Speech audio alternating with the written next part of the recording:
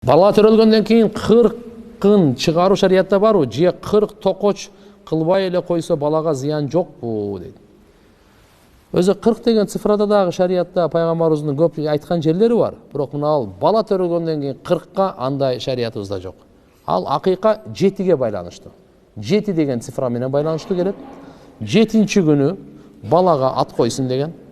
Чачын алып канча грамм болсо ошончо күмүштү садака кылып, чачын жерге көмүп койсун деген. Уул болсо, эгерде мүмкүнчүлүк болсо 2 кой сойсун деген. Бул сүннөт. Эгерде кыз болсо 1 кой деген. 40 боюнча ал жерде нифасы боюнча айтылат.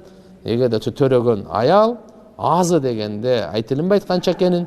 Көбү, эң көбү 40 күнгө чейин болушу мүмкүн. Бала төрөгөндөн кийин келе турган кан. Ошол маселеси эле келди.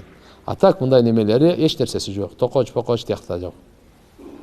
Рассрочка буюм алсак болобу, арам эмеспи? Жок, алса болот. Албетте, ал жерде рассрочкада убакыт айтылсын, даана цифралары айтып көрсөтүлсүн. Анан кийин тиякта үстүнө процент деген сөздөр болбосун.